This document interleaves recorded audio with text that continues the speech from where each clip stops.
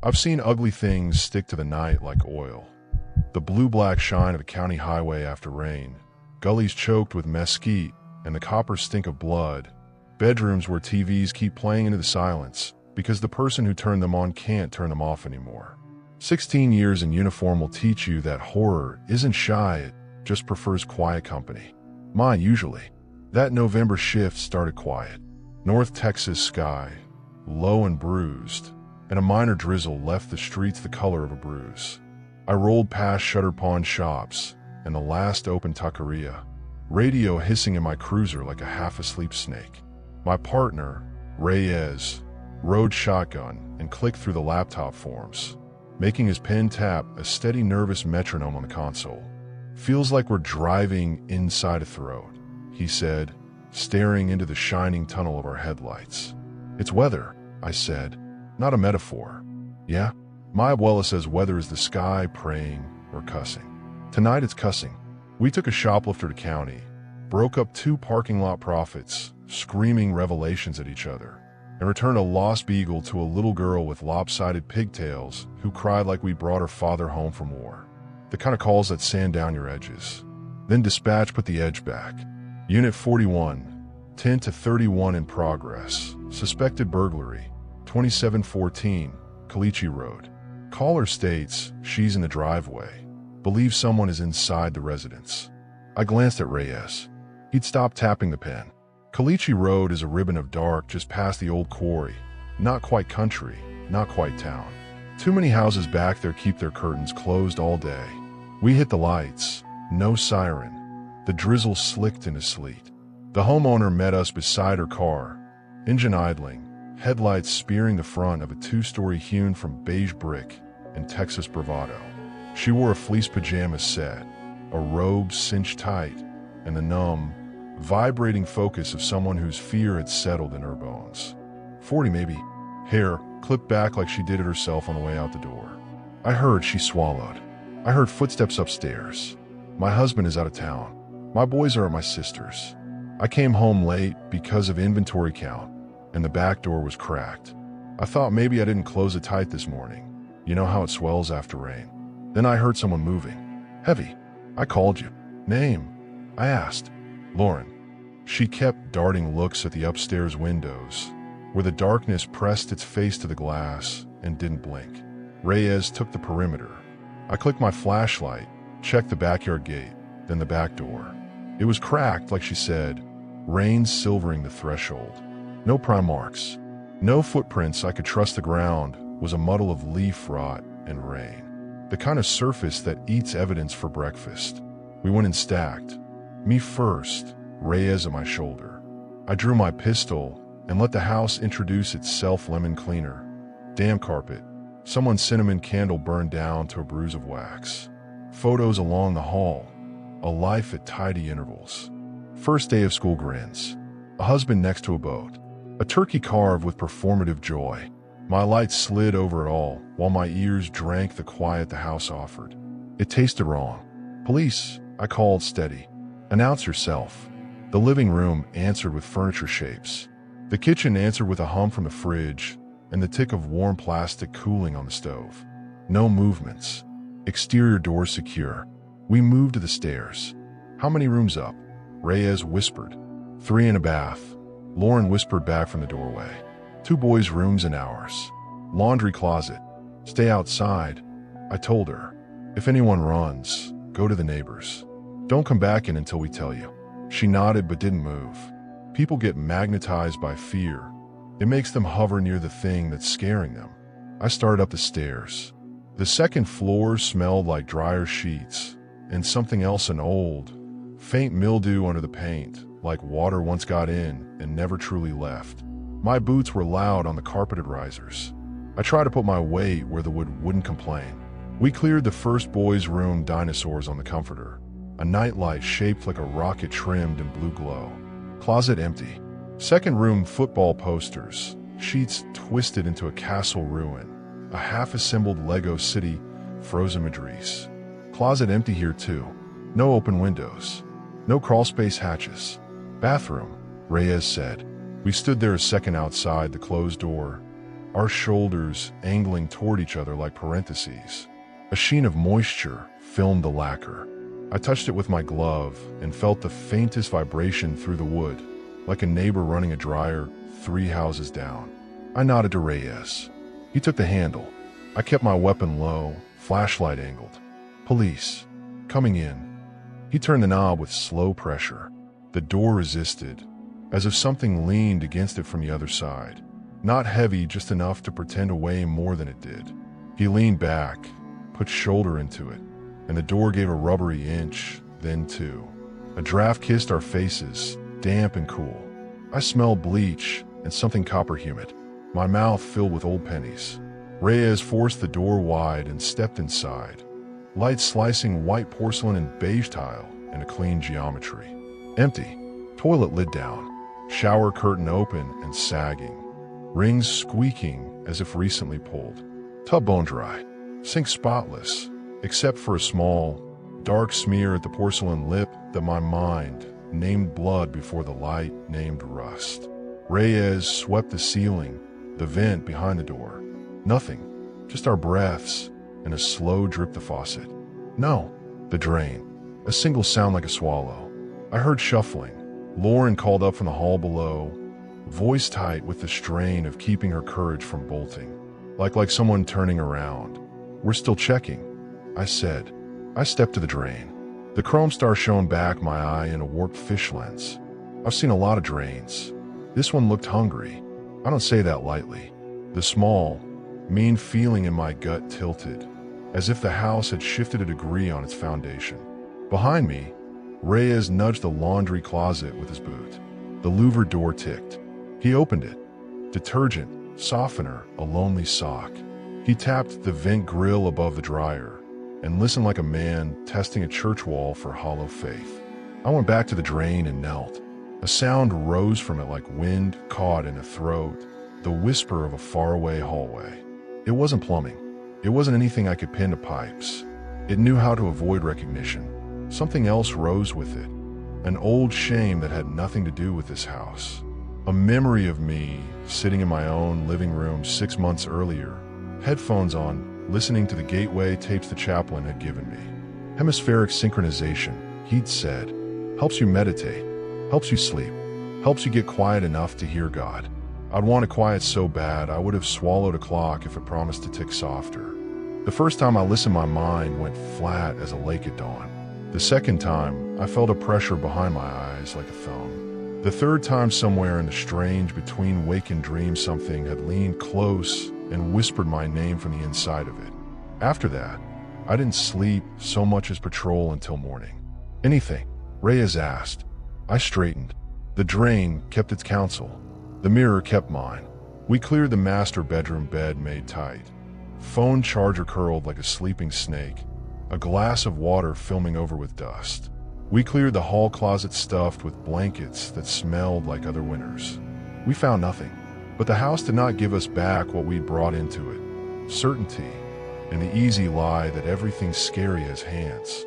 From the hallway, a soft shuffling sound, unmistakable this time. Not from the bathroom, from the boys' rooms we'd cleared, overlapped, a sibilant rubber against carpet, as if someone turned around carefully so as not to be heard. We both froze. I found myself thinking not of suspects, not of hiding places, but of invitations of doors we open in ourselves and then forget to close. Who's there? I said to the hall. My voice sounded too loud, like I'd stepped on it. The shuffling stopped. Then the rocket nightlight went dark. Nightlights do not die like candles. They go off like a decision. The rocket's blue halo cut out, and the dark didn't rush in so much as reveal itself waiting. My flashlight jittered a fraction in my grip before I told my hand to quit. Breaker trip? Reyes murmured. Only in one outlet.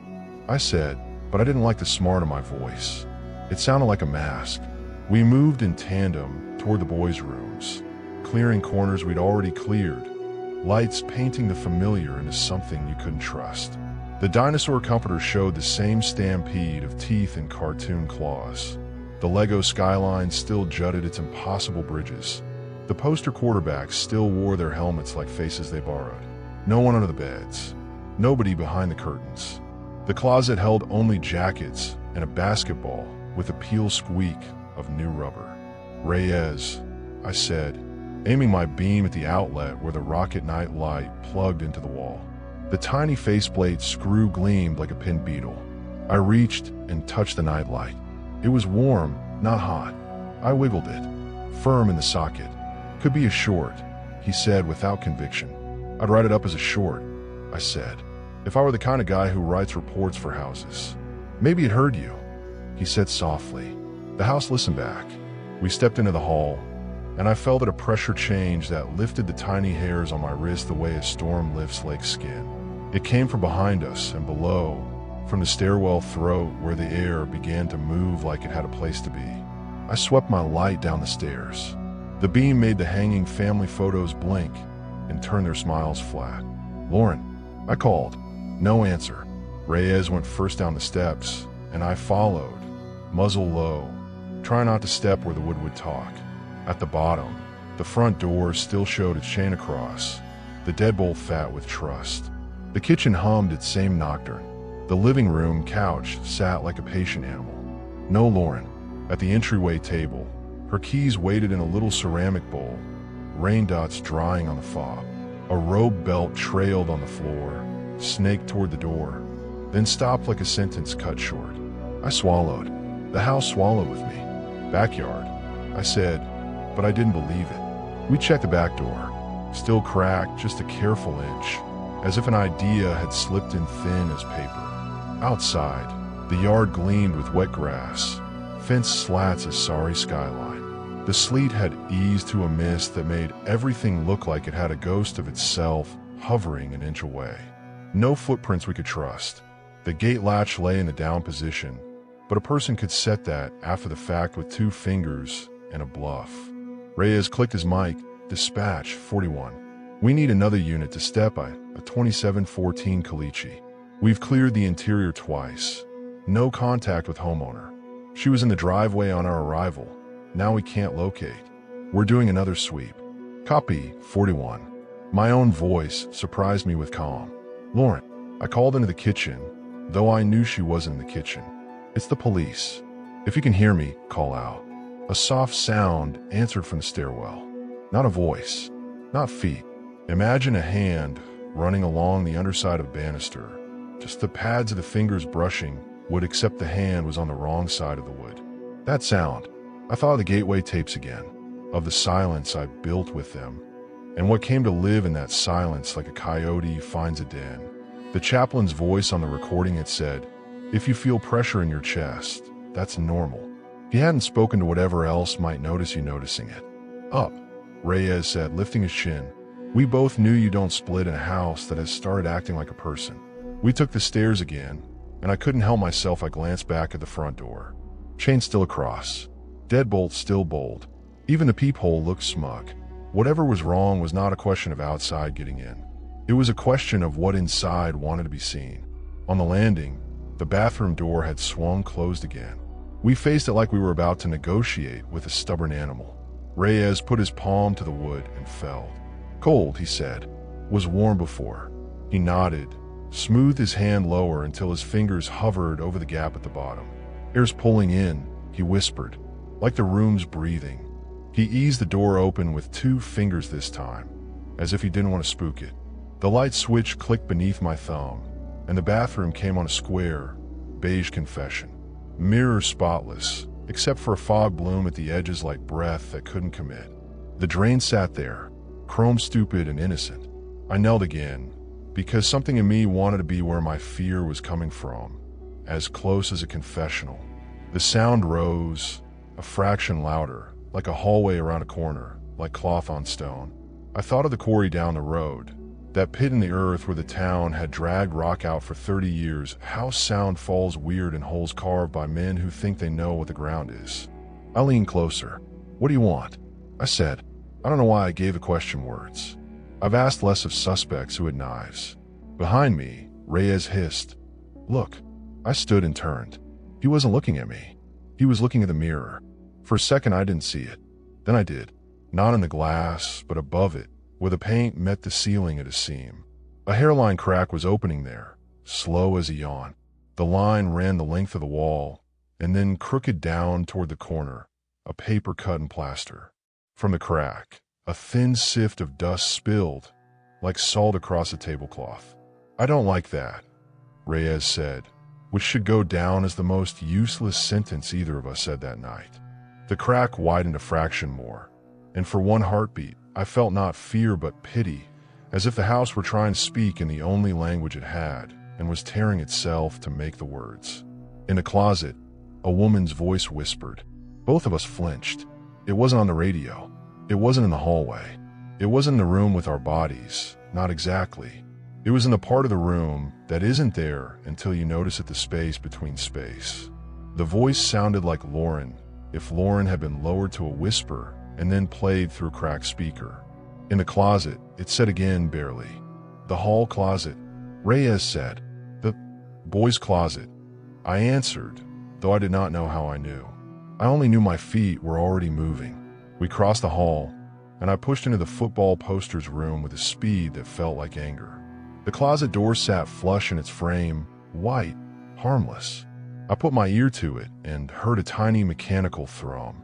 Not electricity, not a phone, like the tail end of a music box winding down. "On three," Reyes said. "1, 2. We yanked the door open. It was not a body. It was a ladder. A thin attic ladder folded like a mantis, its nylon pull cord tucked behind the coats. The mouth above was a black square, edges trimmed with that same fog bloom as the bathroom glass. Cold rolled down it, prickling the skin on my neck. The faint, dying music box sound came from up there, from beyond the hatch, as if someone had set something delicate spinning and then walked away. Reyes looked at me. I looked at him. "You ever hear the thing about caves?" he said. "What thing?" "How they breathe in when the weather's falling and breathe out when it rises." "Weather's falling," I said. "Yeah," he said. "So is my courage." I reached up and pulled the cord. The ladder came down with a dry bone clatter that sounded too loud in the small room. A gust of cold attic air breathed over us, brushed my face with the smell of dust and mice and something that didn't belong to houses. In the closet, the woman's voice had said. I lifted my flashlight and pointed it into the black and found the shine of 2 eyes looking back. You learn to recognize eyes.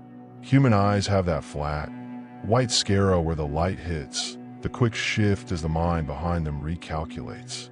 Animal eyes tend to glow, wide open for whatever chance the dark gives them.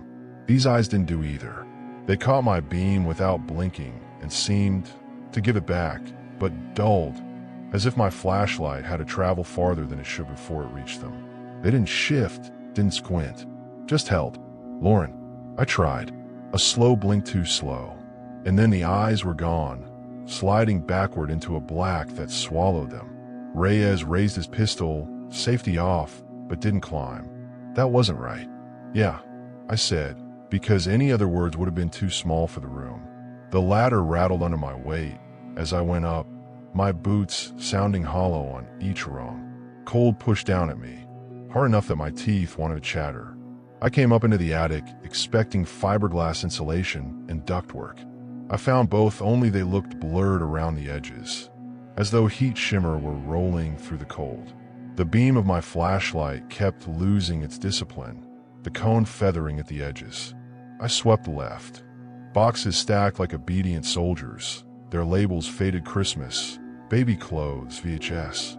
Swept right, a tarp-covered mound, the shape beneath it taller than it should have been. Reyes climbed up behind me, his breathing short and clipped. "Anything?" I pointed toward the tarp. "We're gonna have to check it." We moved slow, each step causing the boards to creak like old knuckles. My fingers pinched the tarp edge, and I pulled. The smell hit first musty, but with an undertone like old pennies and rainwater that's been sitting in a gutter too long. The shape revealed itself, an old cedar wardrobe, ornate carvings clawing up its sides. Why would this be in an attic? Reyes muttered. Before I could answer, the faint music box sound swelled, like it knew we were listening now. It came from inside the wardrobe. "Clear it," I said, voice tighter than I liked. We flanked it, Reyes taking the right. I opened the left door in a single pull. The hinges groaned. Inside was not shelves. Not hangers. It was a tunnel. No drywall. No studs. Just a smooth bore of stone disappearing at a downward angle, like someone had carved a well sideways. The air spilling out was colder now, with that damp copper tang curling into my throat. And faintly, very faintly, a whisper no, a chorus like a dozen voices speaking under their breath at the same time. Reyes leaned forward just enough to aim his light down it. What the hell is this doing in a house? It's not supposed to be in any house, I said. The chorus shifted, a few words sharpening into something I could almost understand. You brought it with you. I stepped back, so hard my heel cracked against the box. Did you? Yeah, Reyes said quickly. Yeah, I heard it. The boards beneath us gave a dry pop, like weight was shifting where no weight should be. I turned, light cutting across the attic, and froze. At the far end, where the slant of the roof vanished in a shadow, the eyes were back. Same distance swallowing dullness, same unblinking hold. Only now, more were joining them. 2 became 4. 4 became 6. All at the same height, all fixed on us. Reyes' breath hitched. We're not alone up here. The wardrobe's whisper became a low hiss, wind dragging over stone. I made a call then, not the kind they teach in academy. We're leaving. We backed to the ladder. The eyes didn't move closer. They didn't have to. The air itself seemed to pulse with a quiet satisfaction, like something had taken our measure and found us wanting.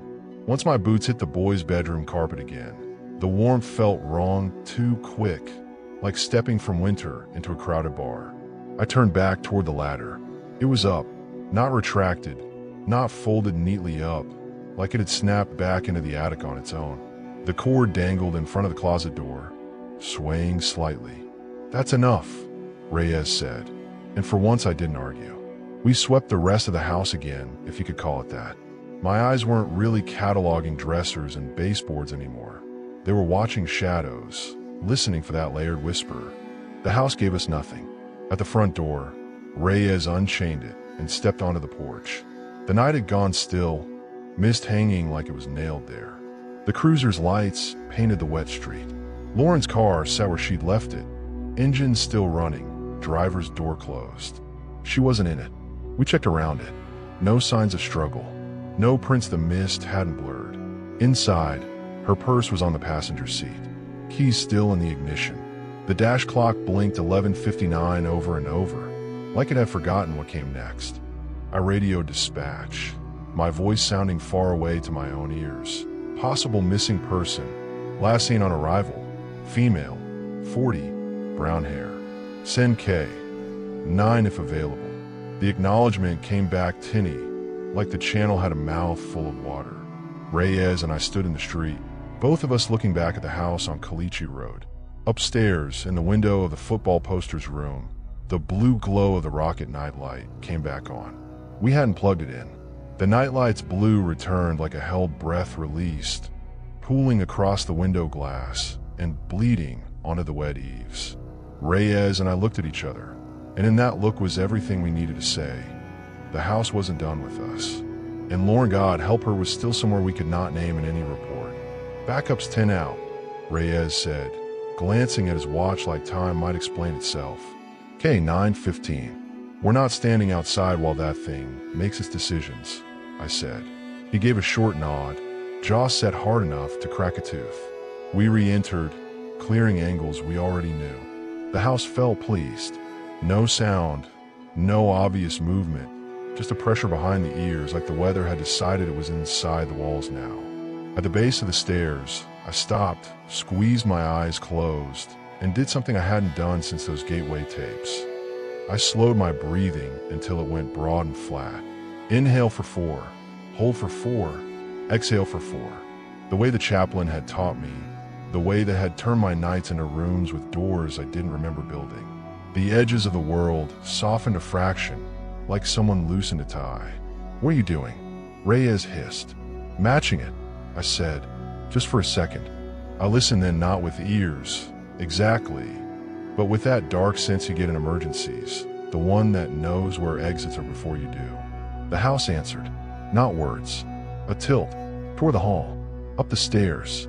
A thread pulled taut. We followed it.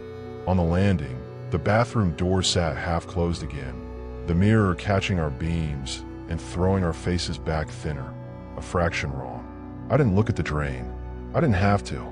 The cold that breathed from it had turned sly, like a cat steps around your ankles when it's already decided what you'll do next. We crossed into the football posters room. The closet stood open this time, the attic cord hanging dead still. The air rolling out of the hatch had the damp resin smell of fresh-cut rock. I thought of the quarry again, the mouth in the earth where men had carved their want until it became geography. Lauren, I called up, feeling stupid for giving her a name where names didn't matter. The chorus answered like before, layered, as if a dozen people had leaned to the same keyhole to barely breathe. Only now it braided into something I recognized, a cadence I'd heard in headphones at 2 in the morning. That slow, pulsed purr of the Gateway tapes binaural beat. It had learned my rhythm, or I'd learned its. We go together, Reyes said. Together, I agreed, and we climbed. The attic received us with the scrape of our boots and a hiss of insulation, like wheat in a dry wind. My light sliced across the cedar wardrobe. The music box sound was louder now and almost resolved into notes almost. My head gave a small ache, like the edge of a migraine. I ignored it and moved. We opened the wardrobe doors. The stone tunnel yawned again, and this time it breathed out warm, not cold. A humid breath, like the air in the moment before a summer storm cracks itself. The voices rolled through it, unison whisper, then broke apart into strands. I caught a phrase. You brought it with you. I didn't bring anything, I said, and knew I was lying. I pictured that night with the tapes the way the room had tilted and the ceiling had seemed farther away. The whisper inside the silence. The sense of something peering through the keyhole of my skull and finding the door unlocked. Reyes slid me a look. We can't wait, he said. We didn't. The tunnel's first stretch was stone smooth, not carved with tools I recognized. No chisel marks, no linear bite. Like water had done it, then stopped halfway through a job and handed it to the dark. We crab-walked the decline, backs brushing cedar plank, boots testing each board set in the floor like a makeshift ladder down. The air thickened and grew metallic, that pennies and wet iron taste turning from suggestion to flavor. After 10 feet, the wood stopped. Our soles met stone and not the dry scuff of attic dust, but the slick of something condensed. The flashlight showed a soft sheen on the walls, a sweat on the tunnel's throat. The ceiling lowered enough that I had to bow my head. The whisper rose and fell with my breath, synchronized in a way that made my skin want to crawl off my bones. It's like we're walking into a lung, Reyes murmured. Don't, I said. We came to a chamber without a good reason to be there. No angles. The room curved like the inside of a bell. The floor dipped at the center, a shallow bowl collecting a dark puddle that wasn't water unless water had learned to hold shadows. On the far side, in the curve of the wall, a shape hunched a bundle of fabric. No, hair first, a fall of brown matted with dust. A robe bell trailed from it like a tongue. Lauren, I said, but the word came out hoarse, stuck on the humidity and the knowledge that saying a name is not the same as calling a person. We move as one. Reyes knelt, keeping his weapon out, and reached for her shoulder. The body was warm. When he rolled it toward us, the face we'd expected wasn't there. It was Lauren's face, and it wasn't. The features blurred in a way the light couldn't argue with, a gentle wrongness, like a portrait painted over another portrait, both trying to show through. Her eyes were open, pupils wide, but there was a film over them, not like death, more like frost. Her lips moved. No sound came. Then too much. A wet, layered murmur that used her mouth the way wind uses a flute not meant for it. I've been close. Lauren, can you hear me? The mouth's first attempt collapsed into breath. The second became a sentence borrowed from a throat that didn't belong in Texas. Every word seemed to pass through more than one place before it reached me. The mouth worked. Opened. You opened. We're gonna take you out, I said, and I almost believed it. There is no out. Reyes' grip tightened on her wrist, checking pulse. He looked up at me, and the look in his eyes said everything. She's alive, he whispered, but her heart's doing something. The floor under us vibrated a bass note you feel before you hear. The puddle quivered, then smoothed as if a finger had stroked it. In its surface, my light reflected wrong. Not a circle, but a long, thin door of brightness, opening and opening with no wall to stop it. Behind us, from the tunnel, came the first true sound from whatever had eyes. Not a growl, not a step, a shuffle like cloth over stone, like someone turning around carefully so as not to be heard. "We're leaving," Reyes said through his teeth. "Now." I slid my arms under Lauren's shoulders. The skin on her neck was cool, and under it a faint vibration trembled like the hum of a power line. As I lifted, her head lolled toward me, and her eyes under that film snapped to my face with hateful clarity. "You brought it." I flinched, almost dropped her. "Oh, what?" Her mouth smiled without permission. When she spoke again, the cadence was precise, familiar. The chaplain's recording, skinned and walking. "If you feel pressure in your chest, that's normal." My chest clenched so hard a spot between my ribs felt like a nail. The chamber breathed in. "Go." Reyes hauled to my elbow. We moved, staggering up the grade. Lauren's weight a living argument against the tunnel's pull. The whisper chased us like water up a drain. At my back, the shuffle drew closer without getting closer, as if distance here had learned new math. We reached the ladder boards, got Lauren to them, and levered her up. She convulsed once, a shudder that tried to fold her in half, then went limp enough to be carried again. We broke into the attic with the gracelessness of birth.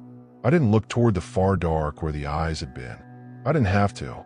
The attic had learned our names. We half-dropped her through the closet hatch to the boys' room floor. Reyes went next, boots thumping carpet, then braced to take Lauren's weight. I swung down last and pulled the cord to drop the hatch. It didn't close. The hatch hung open a handspan, wood refusing wood, as if something held it from the other side with patient fingers and a better claim. From the black space above, a breath rolled out, and with it, clear, like words spoken mouth to ear. "You asked to hear." The voice faded, but the weight of it stayed, sitting square in the center of my chest like a fist. I backed from the hatch, keeping my pistol trained on the gap, waiting for the first flicker of movement. None came, just that breath, slow and deliberate, like it knew we were done pretending. Reyes knelt over Lauren, 2 fingers on her throat. "Pull still there." "Too fast." "Feels off." She lay staring at the ceiling with that frozen film over her eyes, lips parting only to murmur scraps of words, half mine, half the chaplain's tape. "Inhale for 4. Hold for 4. You brought it. Feel the pressure." Headlights splashed against the living room curtains. Tires on wet pavement. "Back up." I went to the front door and, through the chain, letting an officer climb from the next precinct over.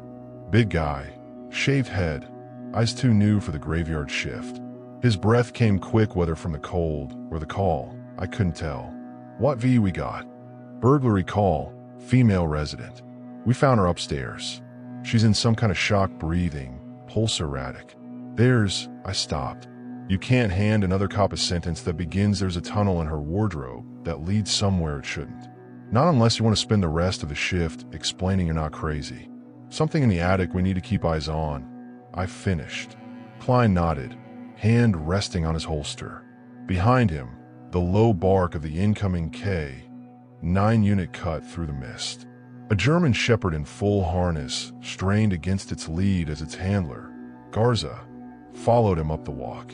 "What's the scent?" Garza asked. "Missing female. She's here now, but we want to know if she left and came back." I couldn't believe I'd said it like that.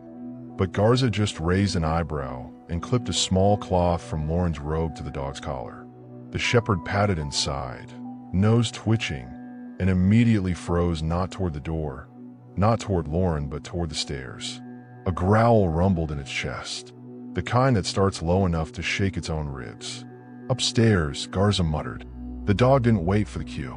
He bounded up, nails ticking carpet, stopping hard outside the boy's bedroom. His hackles rose. He barked once sharp, then planted himself, staring at the closet. The hatch was still open. Klein moved in beside him, flashlight slicing up into the gap. "What's up there?" he called.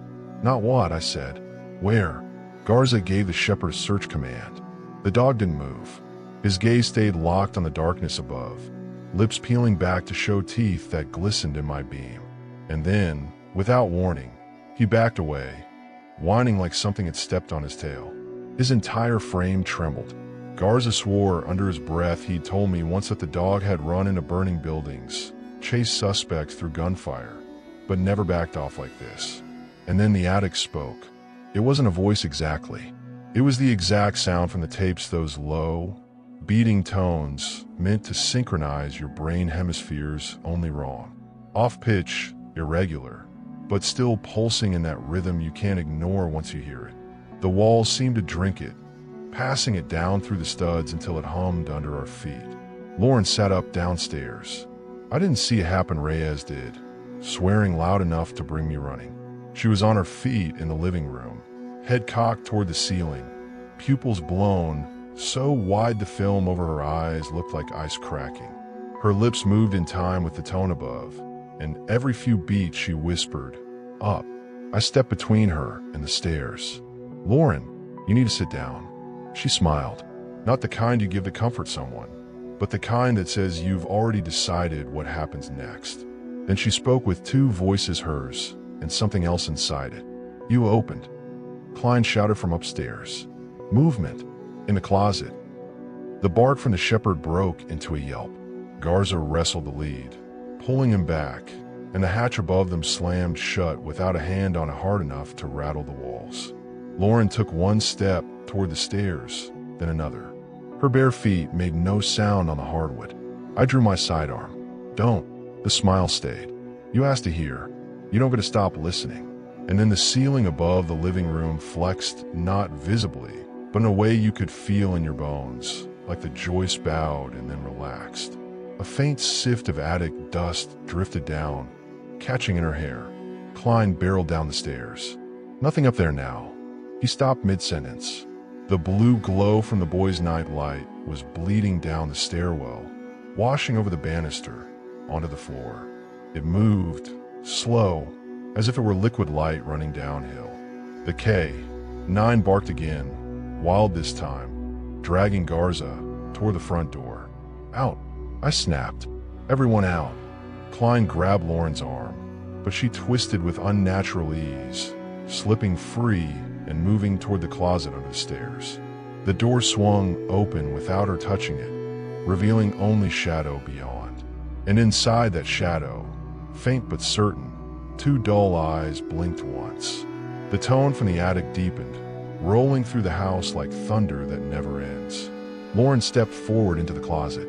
The dog's barking turned frantic, claws scrabbling against the floor as Garza tried to hold him back. Lauren didn't even glance at the commotion. Her whole focus was on that shadowed space under the stairs, on those dull, light-swallowing eyes that shouldn't have been there. I lunged, catching her wrist.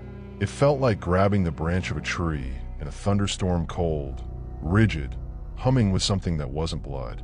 "Lauren, look at me." She did, and the film over her eyes thinned just enough for me to see the woman beneath it, straining like someone pounding on glass. Her lips trembled, and for the first time since we'd found her, her own voice slipped through.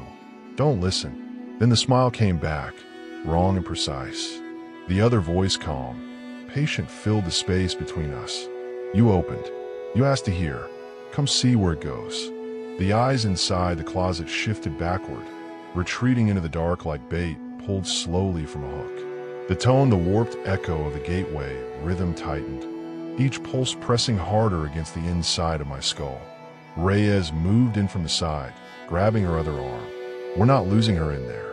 Lauren's body jerked, sudden and violent, tossing both of us off like she'd been given a burst of strength no human frame should hold. She took a step forward. The dog broke free. He shot past Garza, teeth bared, and dove at the closet.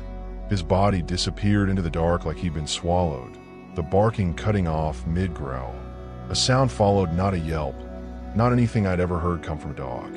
Wet and short, like fabric tearing underwater. Garza shouted his name, but the dog just sat there, patient. I'd had enough. I stepped in front of Lauren, blocking the closet entirely, pistol up. "It's done. Whatever you are, it's over." The tone faltered for the first time, just enough to give me a breath of my own thoughts back. "You think you ended by closing the door?" The voice asked, still using her mouth, but no longer pretending it was hers. "It's in you. It's been in you since you invited it in." And I knew exactly what it meant. Those nights with the tapes, the silence I craved so badly, I hadn't cared who else might find me in it. I'd opened something then, and this was the thing that had leaned through. Lauren's body stiffened, her gaze locked on me. "Bring him." The eyes inside the closet multiplied, 2 became 4, then 8, surrounding a shape I couldn't fully look at. Not because it moved too fast, but because it seemed to be made of every wrong angle a room could hold, layered and folded until your brain refused to name it. The air pressure spiked. Every window in the house flexed inward with a soft pop. The blue glow from the nightlight poured down the stairs faster now, spilling across the floor, curling around my boots. Reyes grabbed my shoulder. "We're leaving. Now." I don't remember deciding to fire. I just remember the recoil. 1, 2, 3 rounds in a closet shadow. The sound in the house changed, not pain, but irritation, like I'd swatted a wasp nest. The eyes blinked out, the glow stuttered, and the tone broke entirely. Lauren crumpled. Reyes and I caught her together, dragging her toward the door. Klein was already there, holding it open. Garza backed out into the mist, looking around like he expected the dog to reappear from some hidden corner of the lawn. He didn't. We cleared the porch. The instant my boots hit the wet street, the pressure in my chest eased, but only just. Inside, the house stood still, every window black. The glow didn't return. The eyes didn't follow. Backup took Lauren to the medics. Her vitals were erratic, but stabilizing. She never spoke again that night, not to me, not to anyone. I wrote my report like a coward. Burglary call. Possible intruder fled. Resident found disoriented in attic storage. Dog lost in pursuit. No further evidence recovered. The kind of report that keeps your badge and spares you the psych eval. But I kept one detail for myself. That night, after I'd showered twice and thrown the uniform in the washer, I sat in my living room. The house was quiet, too quiet.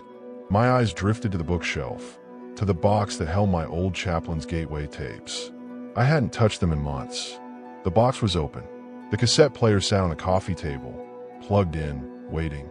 And from the headphones, faint but steady, the beat pulsed.